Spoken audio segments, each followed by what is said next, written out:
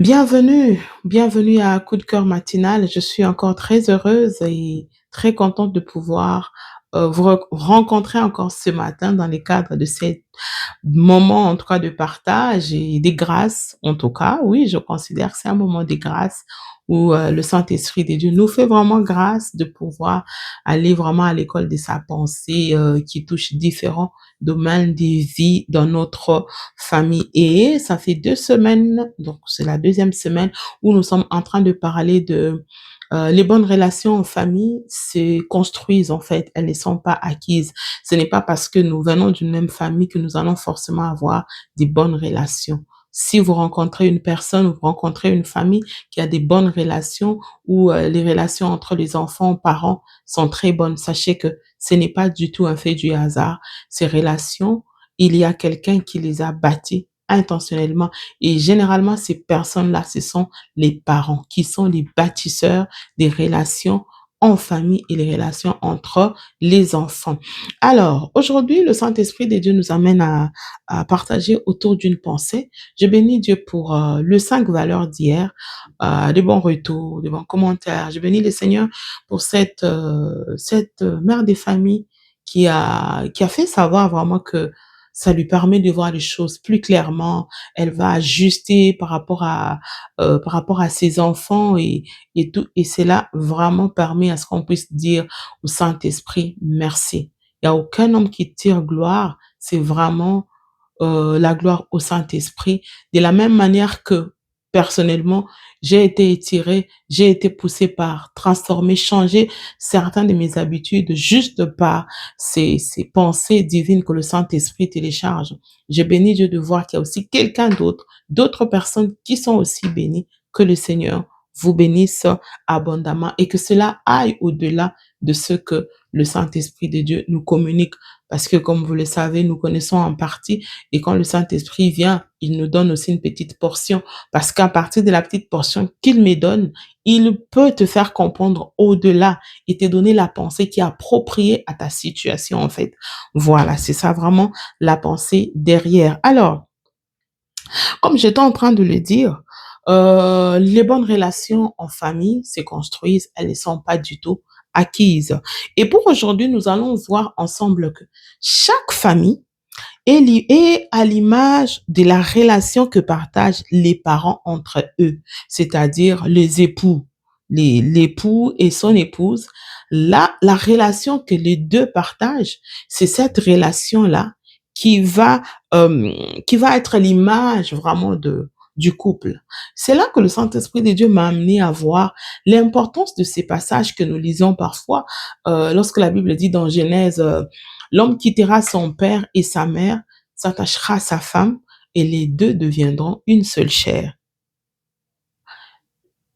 On peut en donner plusieurs explications, mais j'aimerais donner quand même la pensée que le Saint-Esprit de Dieu m'a mis à cœur et m'a déposé dans mon cœur, celle de savoir que la dimension de devenir une seule chair, c'est pour que cette dimension profite aux enfants. C'est pour que cette dimension profite à la famille.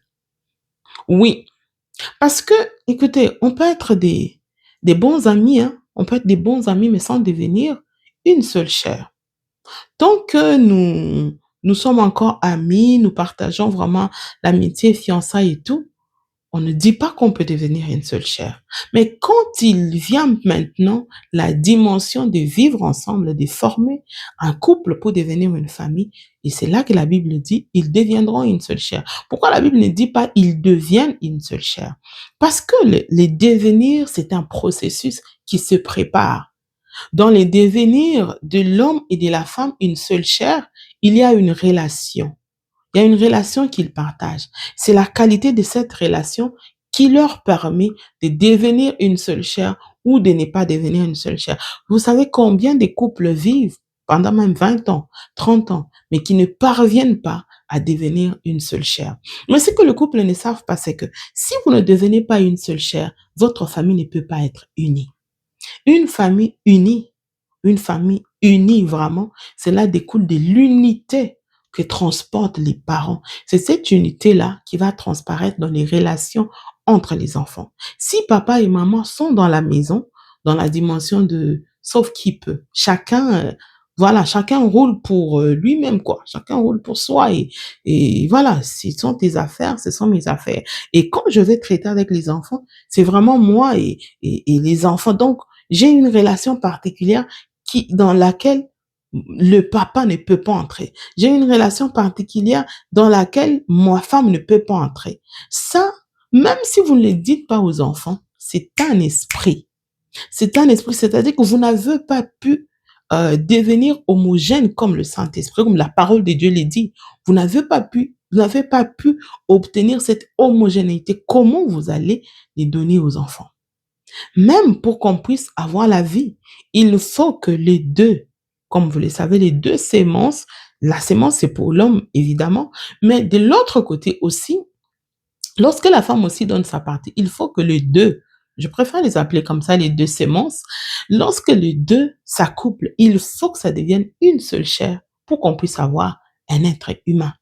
Même s'ils deviennent 13, 14 dans les ventres de l'homme, mais au moins est-il que ce sont les deux qui permettent à ce que on devienne une seule chair et là, on peut recevoir la bénédiction. Et là, c'est comme ça que vous pouvez rencontrer quelqu'un qui a juste 23 chromosomes parce que il y a eu un problème dans la fécondation. Les choses ne se sont pas passées normalement.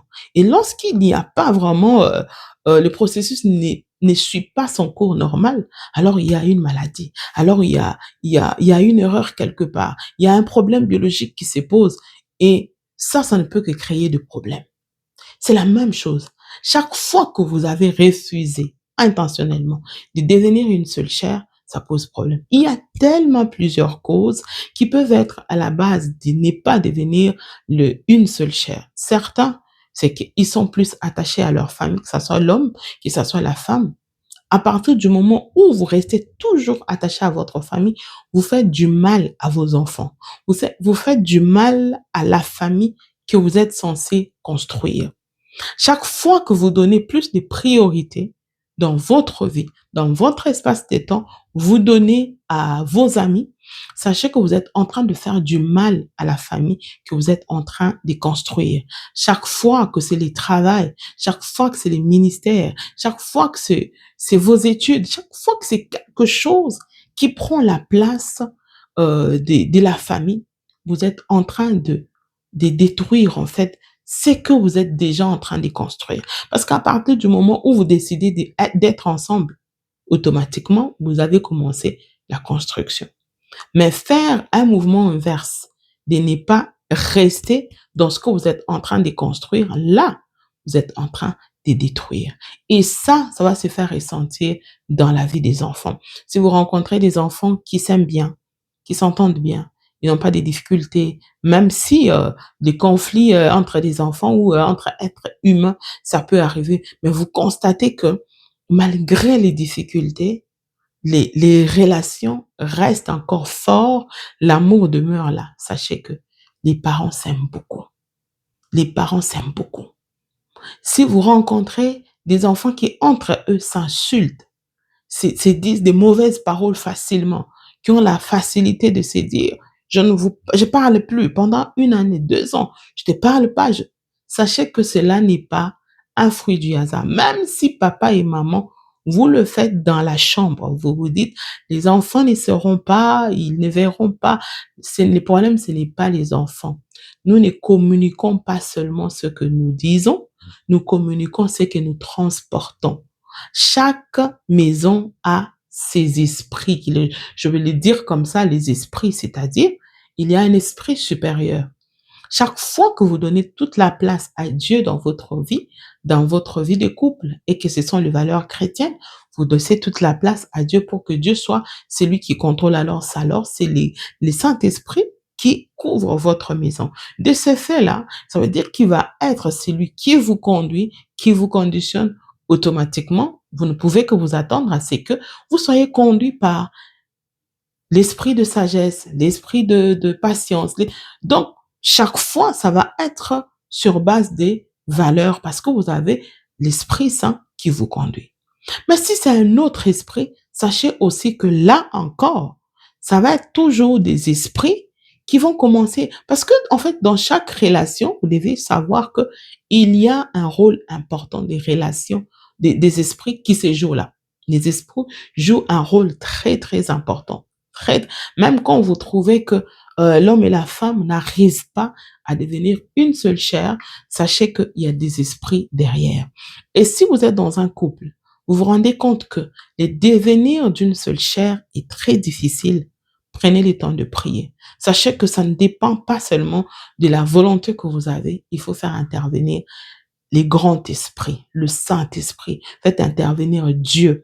Appelez à rappeler la mémoire de Dieu comme il est écrit, que nous sommes appelés à devenir une seule chair. Je constate que ma femme et moi, je constate que mon mari et moi, nous ne sommes pas toujours devenus une seule chair, alors aide-nous à devenir une seule chair. Lorsqu'on est en train de dire de devenir une seule chair, s'il vous plaît, j'aimerais qu'on s'entende bien. Il n'est pas question de dire que ça va être tu aimes les bleus, j'aime les bleus. Non, pas du tout. Ou ça va être tu aimes manger le poisson, alors moi aussi j'aime manger les poissons. Non, pas du tout.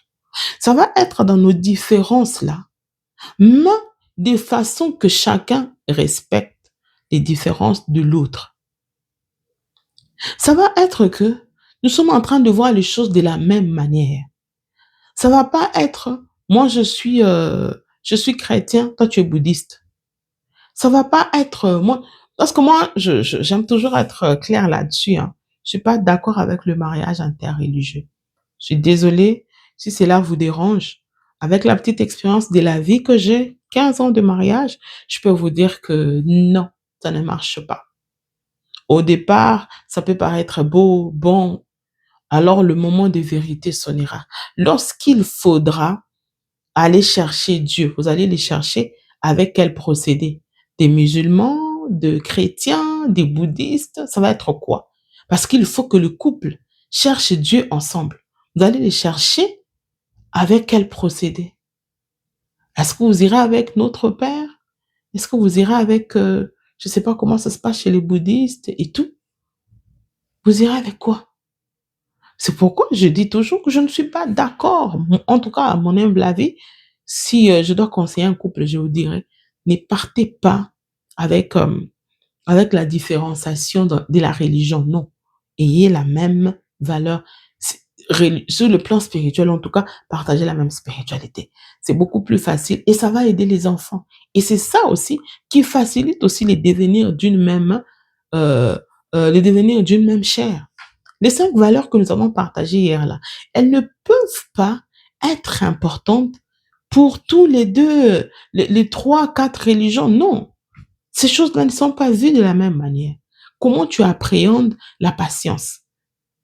Il y en a qui la patience, c'est juste envers lui, pas envers l'autre. Pas considérer que je peux, pardonner l'autre et montrer un peu plus de patience en l'aidant. Non, c'est pas la même chose. À partir de ce moment-là, si on n'a pas les définitions des valeurs de la même manière, ça va être un trouble pour les enfants. Ça va être un trouble pour les enfants. Et ça va se voir même dans les relations entre les enfants eux-mêmes. Ça va être compliqué.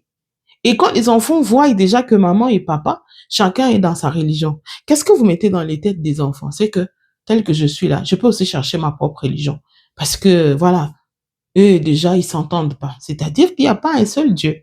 Chacun peut avoir son Dieu. Donc, c'est parfois de messages comme ça, subliminal, que nous passons aux enfants, inconsciemment ou involontairement, on peut dire.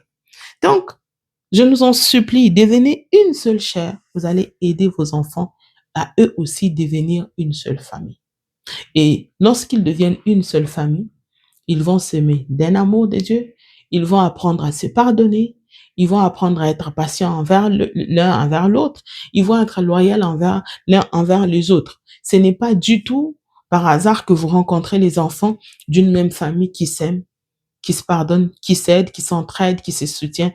Ce n'est pas du tout un hasard. C'est-à-dire que les parents ont travaillé. Chers parents, vous venez peut-être de vous marier, vous vous dites, ah nous, on a encore du temps. Je vous dis, devenir une seule chair sans Dieu, c'est très compliqué. Sans l'aide du Saint-Esprit, c'est très compliqué. Au début, c'est encore la lune de miel, mais rassurez-vous, dans peu de temps, la vie va vous rappeler que chacun a son éducation, chacun a sa manière de voir les choses, chacun aime bien manger, le salé, sucré. La vie va vous rappeler vos différences. Alors la seule chose qui peut vous permettre à devenir une seule chair, c'est vraiment avoir Dieu dans sa vie. C'est vraiment avoir Dieu avec vous. Parce que lorsqu'on parle de devenir une seule chair, c'est vraiment vivre avec l'amour au centre. L'amour incarne vraiment votre relation d'une manière, on va dire à la manière de Dieu. Et cet amour qui est au centre, parce que lorsque dans votre relation, l'amour est là, c'est-à-dire que dans la famille, il y a l'amour, et cet amour-là va être aussi partagé entre les enfants. Et lorsque les enfants partagent l'amour, c'est très compliqué que vous puissiez vous battre pour, commencer à faire comprendre aux enfants, vous êtes les enfants, d'une même mère, d'un même père. Écoutez, on peut tous être d'une même mère, mais la vérité, c'est que nous ne sommes pas les mêmes personnes. Ma mère nous disait toujours cela, mais je ne comprenais pas. Je pense que en grandissant, on finit par comprendre certaines choses un peu, dans la pratique, comme on dit. Chaque enfant a un lien direct avec sa mère, avec son père, parce que c'est lui qui l'a amené au monde. Mais les enfants, entre eux, ils n'ont pas de relation. Oh oui, oui, oui, oui, ils n'ont pas de relation. Est-ce que il y a, à part, donc, on va dire que les parents sont les symboles de la relation des enfants. À partir du moment où on enlève les parents, il n'y a plus rien qui lie les enfants, il n'y a plus rien. Ce sont les parents. Alors, comme c'est à vous que les enfants sont liés, demeurez unis pour permettre aux enfants aussi d'être unis. Quand vous vous divorcez, vous séparez, quand vos relations ne sont pas homogènes, alors là, c'est compliqué d'avoir une famille unie. Vous voulez une famille unie? Devenez vous-même unis et vos enfants le seront aussi. Que le Seigneur nous bénisse ce matin. Bon début de journée et bon début de semaine, c'est mardi. J'espère que ces quelques mots ont béni la vie de quelqu'un. Je veux prier, Seigneur. Je prie ce matin que quiconque a pris le temps de nous suivre, qu'il soit béni, qu'il soit renouvelé dans ses pensées, qu'il soit renouvelé dans sa perception et sa manière de voir, Seigneur, les dimensions de relations en famille. Saint-Esprit, aide les parents à chaque niveau où c'est. Esprit de Dieu permet aux parents de se réajuster. Même les parents qui sont adultes, rien n'est impossible avec toi. On t'appelle, Seigneur, les réparateurs de brèches. Je t'en supplie, étends ta main sur chaque couple, chaque famille qui a pris le temps de nous suivre. Restaure, Seigneur. Restaure les relations, restaure les relations, restaure les relations brisées dans le nom puissant de Jésus. Que ces valeurs que nous avons eues hier, Père, puissent réellement prendre partie, Seigneur, de la famille, de chaque frère ici connecté, sœur ici connectée, que chaque personne soit capable, Seigneur, de prendre ces 5 valeurs, et même au-delà, en faire, Seigneur, son, en faire vraiment euh, son cheval de bataille afin que nos familles puissent retrouver, Seigneur, cette belle image que toi seul, tu avais depuis le début. Béni soit ton nom au nom de Jésus. Amen. Que le Seigneur nous bénisse. On se retrouve demain matin par la grâce de Dieu. Bye bye.